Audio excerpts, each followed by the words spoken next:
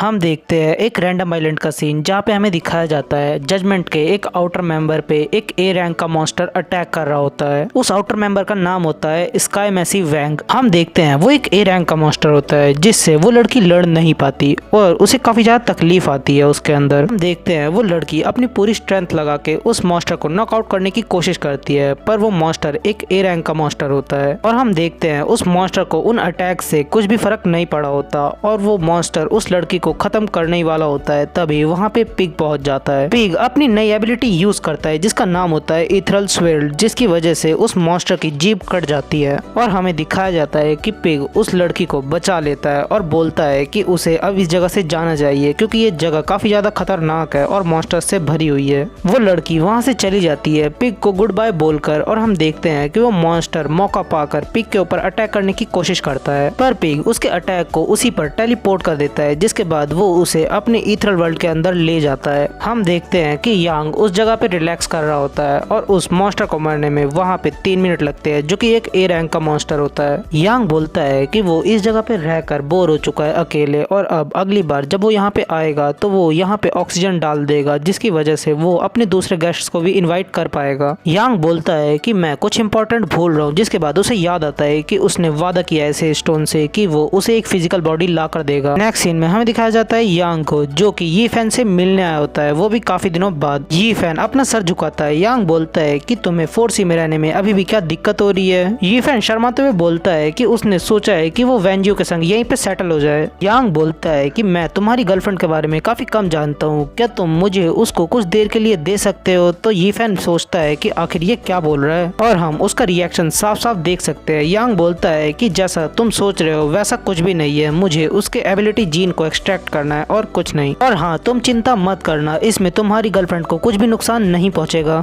ये फैन बोलता है ठीक है, मैं उसे बुलाता हूँ। हम देखते हैं कि वेंजियो उस जगह पे पहुंच जाती है। वेंजियो बोलती है कि ये आदमी यांग अपना इंट्रोडक्शन देता है और वो बताता है कि वो ये फैन का लीडर है। वेंजियो बोलती है कि क्या तुम इसके एसोसिएशन का लीडर हो। तो ये फैन बोलता है कि मैं तुम्हें अब इसके बारे में नहीं बता सकता। यांग बोलता है कि तुम इसे बता सकते हो और अब हमें किसी क्वाइट प्लेस पे चल के बात करनी चाहिए। यांग बोलता है कि तुम ये फैन की गर्लफ्रेंड हो, इसलिए तुम उसके कुछ सीक्रेट्स को जान सकती हो। वेंजियो बोलती है कि सीक्रेट्स। नेक्स्ट सीन में हमें दिखाया जाता है कि वो लोग ईथरल वर्ल्ड के अंदर आते हैं जहाँ पे यांग ने एक इकोसिस्टम बना दिया होता है आम लोगों के लिए। वेंजियो बोलती है तो चलो बताओ आखिर तुम्हारा वो सीक्रेट क्या है। ये फैन बोलता है कि मैंने तुमसे एक बात छुपाई थी और वो सीक्रेट कभी भी नहीं बताया था तुम्हें। वेंजियो तभी कुछ नोटिस करती है और वो बोलती है कि ऐसा बिल्कुल भी नहीं हो सकता, जिसके बाद वो यांग और ये फैन की तरफ देखती है और वो बोलती है कि ये दोनों तो सेम दिख रहे हैं। ये फैन अपने मन में सोचता है कि ये पागल लड़की जरूर कुछ न कुछ गलत सोच रही होगी हमारे बारे में। तभी उन लोगों के पीछे से आवाज आती है कि तुम्हारा ईथरल वर्ल्ड के अंदर स्वागत है। वेंजियो बोलती है कि लॉर्ड योजी, क्या ये आप हो लॉर्ड योजी।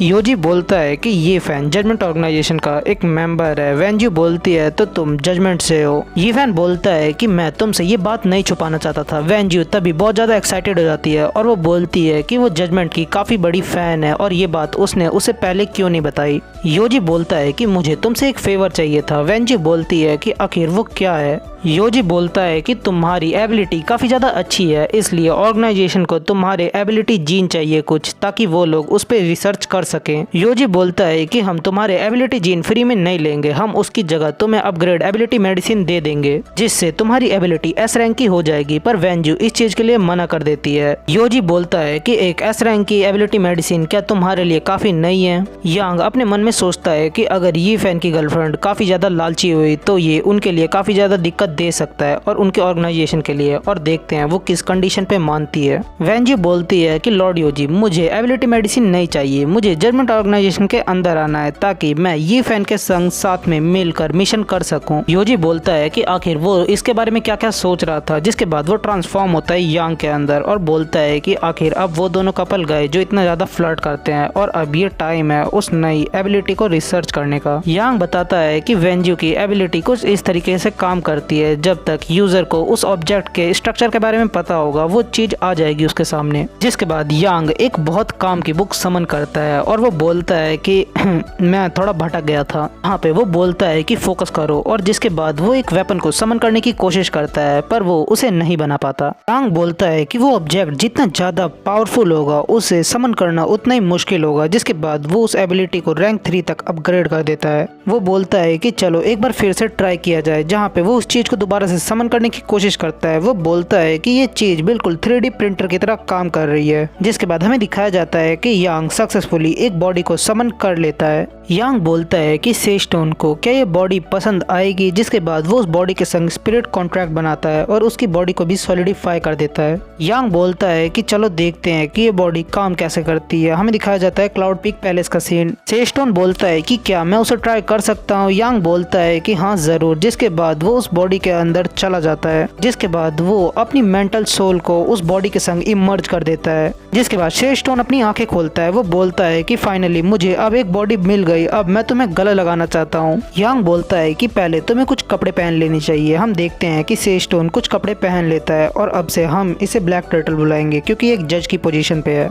यांग बोलता है कि आखिर तुम्हें ये बॉडी पसंद आई। तो ब्लैक टर्टल बोलता है कि आखिर ये है फीलिंग रोने की, और आखिर मेरी नाक क्यों दर्द कर रही है। यांग बोलता है कि मैंने तुम्हें एक वाटर टाइप एबिलिटी दी है और एक dragon fire blood line ability दी है जो कि एक फ्यूजन एबिलिटी है, और जो एबिलिटी मैंने तुम्हें दी है वो तुम्हारी आइडेंटिटी के हिसाब से काफी ज्यादा फिट बैठती है। ब्लैक टर्टल बोलता है कि जितना तुमने मेरे संग किया है और अब मेरा नया जन्म हुआ है, मैं तुम्हें अपना फादर बोल सकता हूँ। यांग बोलता है कि तुम इतनी जल्दी खुश मत हो, ऑर्गेनाइजेशन ने तुम्हारे लिए और भी कुछ रखा है। तो ब्लैक टर्टल बोलता है कि क्या है वो चीज, बताओ मुझे। यांग बोलता है कि मैं ओसिड प्लान के कुछ लोगों को जानता हूँ और वो लोग संग में नहीं रहते, और मैं चाहता हूँ कि तुम उन लोगों के बारे में पता लगाओ। ऑर्गेनाइजेशन इस अपॉर्चुनिटी का फायदा उठाएगी और 72 डीमंस के अंदर इन्वेस्ट करेगी। तुम्हें चाओटिक सी के अंदर जाना है और कुछ टाइम के लिए डीकू स्टार बनना है, और कुछ टाइम के बाद तुम्हें डीकू प्रोजेक्ट मिल जाएगा। यांग बताता है कि Deku star 3rd powerful power house है चाओटिक सी के अंदर, और अगर वो ये काम करता है तो वो बाहर के लोगों को कंफ्यूज कर पाएगा कि आखिर उन लोगों के पास कितनी पावर है। ब्लैक टर्टल बोलता है तो तुम मुझे चाओटिक सी के अंदर भेजना चाहते हो। यांग बोलता है तो क्या तुम्हें इस चीज में कोई प्रॉब्लम है। ब्लैक टर्टल बोलता है कि नहीं, मैं उस मिशन को जल्दी से कंप्लीट करूंगा और मुझे पता है कि वहाँ की लड़कियां छोड़ो। सीन शिफ्ट होता है। हमें दिखाया जाता है कि कोई एबिलिटी यूजर दूसरे एबिलिटी यूजर को बहुत बुरी तरीके से पीट रहा होता है फ्रीडम यूनियन सी टेरिटरी के अंदर, और हम देखते हैं कि वो और कोई नहीं लाइट सेंट होता है जो कि काफी सारे एबिलिटी यूजर को वहीं पे खत्म कर देता है। और हम देखते हैं कि वो अपने संग काफी सारे मॉन्स्टर्स को भी लाया होता है, और हम देखते हैं कि ये सब न्यूज विंड गॉड देख रहा होता है और वो बोलता है कि मैंने नहीं सोचा था कि ये बास्टर्ड यहाँ तक आ जाएगा। विंड गॉड की सेक्रेटरी बताती है कि 22 फ्रंट लाइन के अंदर काफी सारे मॉन्स्टर्स ने इन्वेड कर दिया है जिसकी वजह से कई लोगों की जान चली गई है। विंड गॉड बोलता है कि वो रैंक 4 का एलिमेंटल एबिलिटी यूजर है और दूसरे एबिलिटी यूजर उसके सामने नहीं टिक पाते, और लकीली मुझे पता है कि वो कहाँ जाएगा। विंड गॉड बोलता है कि उसे 22 फ्रंट लाइन के अंदर कोई भी काम नहीं है, उसका निशाना है BO5 defence line judgement organisation. Scene shift होता है। हमें दिखाया जाता है क्लाउड पीक पैलेस का सीन। फिनिक्स बताती है कि रिबॉर्न सर्विस सेटिंग इसके अंदर एक मेंबर जब मरने वाला होगा तो वो हेल्प की रिक्वेस्ट कर सकेगा अपने 100,000 पॉइंट्स को देकर। यांग बोलता है कि ये तो काफी अच्छी चीज है, और कोई प्लान है उसके पास। मेंबर अपनी स्पिरिट बॉडी को क्लाउड पीक पैलेस के अंदर भेज सकते हैं, पर उसके लिए उन्हें 90,000 पॉइंट्स देने होंगे। यांग बोलता है कि ये चीज काफी ठीक है और रैंक 2 और उससे नीचे के मेंबर्स को इसकी जरूरत नहीं पड़ेगी। सो अब तुम एक स्मॉल क्यूट स्पिरिट बन जाओ और यहाँ के काम करो सारे। हम देखते हैं कि यांग फिनिक्स से काफी ज्यादा काम करा रहा होता है। यांग बोलता है कि उन लोगों को धीरे धीरे पॉइंट्स कलेक्ट करने दो और शायद फ्यूचर में उन्हें कोई चीज मिल जाए जिससे वो अपनी स्पिरिट बॉडी को और ज्यादा स्ट्रांग बना सके। फिनिक्स बोलती है कि रिबॉर्न सर्विस में आपको और भी कोई चीज चाहिए। यांग बोलता है कि अब उन्हें सबसे जरूरी काम करना है, ड्रैगन को रिवाइव करना है उन्हें।